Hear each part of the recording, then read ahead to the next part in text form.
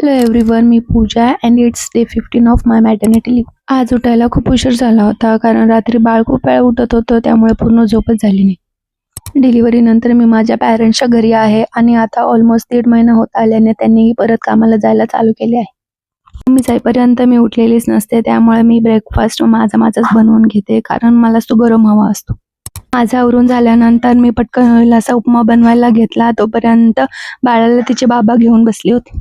उपमा साधाच बनवला होता, फक्त थोडं पाणी जास्त ठेवलं होतं कारण मम्मी म्हणते या दिवसांमध्ये जास्त पातळ खायला हवं.